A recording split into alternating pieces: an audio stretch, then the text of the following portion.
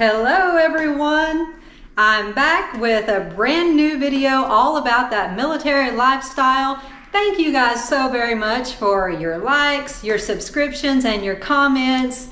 I'm so excited that you all are supporting me. This is a brand new channel. It's been around for about 3 months now. So again, thank you guys so much. And if you haven't subscribed yet, make sure you do so that you will get a brand new video every single Wednesday all about that military lifestyle. I've been in for 17 years now. I've served in both the Army and the Air Force, and there are a lot of things I wish I had known before I signed up, and there are a lot of things I wish I had known earlier on in my career. So I'm here to give you guys the information that I wish I had. So again, like and subscribe, and thanks to you guys for supporting the channel. Today, we're gonna talk about the shark attack.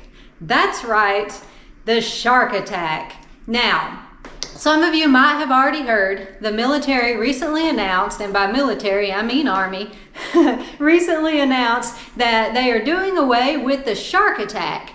Now, you guys that have been to BCT, you already know what I'm talking about. You know, you load up onto a bus, and I'm gonna paint the picture for you guys that don't know what the shark attack is. You load up onto a bus at Atlanta Hartsfield Jackson Airport, and you ride to Columbus, Georgia, and you're sitting there on the bus, and your palms are already sweating, and that sound of fear is deafening, and suddenly, out of seemingly nowhere, a drill instructor appears. He tells you to get the blankety blank off the bus. You know, women line up to one side, men line up to another side, and suddenly it becomes crystal clear, you joined the military. All right? So, what the shark attack is once you get off the bus and you got your duffel bags and everything, the drill instructors, of course, want to break you down so they can build you back up. So as soon as they see that you've done something wrong, boom, boom, boom. Before you can even blink, you've got 3 drill instructors surrounding you, just like sharks surround their prey in the ocean, and they're all just screaming in your face, telling you what you're doing wrong and what you need to do to make it right. So that's the shark attack, and so you can get a picture of what this looks like in real life.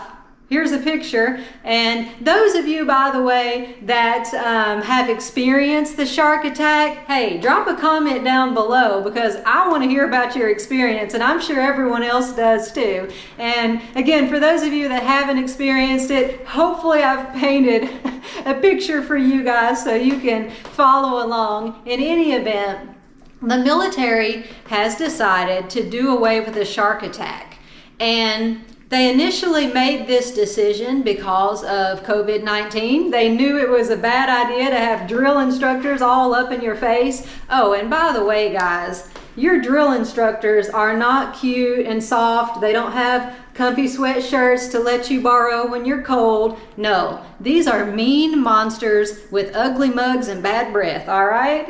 So the shark attack is what most people would describe as an incredibly fear-inducing experience. And the Army has said that the point of it is on the one hand to build esprit de corps, to foster a tight-knit community. You've heard the saying that people who survive tragedy together have a really strong bond. So that was part of the reasoning. And then, as I said earlier, part of it is just to instill fear through intimidation techniques, and it's part of the whole breaking you down and building you back up.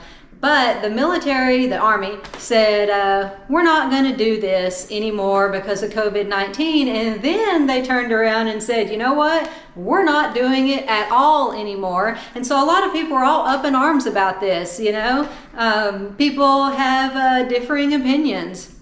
Some people believe that this is an unnecessary technique that really is counterintuitive, and that someone doesn't need to be broken down to be built back up, especially given that we have a military that is an all volunteer military. These aren't people that are being forced into the military. They're there because they want to be. And yes, I am going to keep holding on to this guy through the duration of this video. He's going to be my security blanket. Actually, I say he. I don't know if this is a female or a male whale because I didn't look under the tail. But anyway, I'm going to hold on to my whale shark. Anyway, and then others say, you know what? The military as a whole is producing service members that lack discipline. So this is not the time to get rid of the shark attack. In fact, this is the time to make sure we keep shark attacking our recruits. And I will say this, the Army had to go back and include drill instructors at AIT because they wanted to fix what they perceived as a lack of discipline problem. And of course, the question for you guys is, and drop some comments below, do we really have a lack of discipline problem in the military, or is it just the perception of a lack of discipline? Because as you guys know, reality and perception are two different things. And I am not here to give people answers. I'm just here to ask questions to get people thinking about what the answers should be. Another question is, if we get rid of shark attack, which the military just did, should there be a replacement? Should there not be a replacement? Now, the Army did recently announce, and this is just a couple weeks ago, that what they're going to do is they're going to implement something called, the first 100 yards. So instead of being shark attacked, recruits are basically going to be thrown into a process that is supposed to be mentally and physically challenging. So like at one station, they'll be bombarded with, facts and figures about the chain of command, unit motto, etc. And then they'll be quizzed on that later. And like I said, there'll be some physical exercises. Recruits will actually do pieces of the brand new Army physical fitness test, which is really designed to mimic, combat activities that you would do in a combat environment.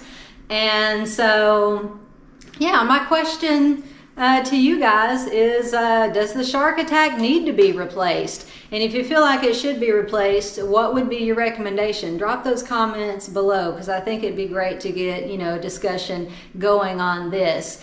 And yeah, I don't know if the Army will bring back the shark attack or not. We shall see. I will say this. Kudos to the Army for being experimental. I am definitely a fan of laying to rest traditional mechanisms when they have long outlived their usefulness. So if studies are showing that the shark attack is not effective, then it should be tossed out. On the other hand, if there is a genuine lack of discipline problem, of course, that needs to be addressed, because I know when I have someone in the foxhole with me, I want to know that he or she is trained all the way up, and that he or she has the mental and physical stamina required to take the appropriate action. And so those are, important considerations. But again, let me know what you guys think. And certainly if you've experienced the shark attack, drop a comment and let me know. And I am, of course, interested in what new recruits think about having to do pieces of the new Army fitness test, early on in their BCT.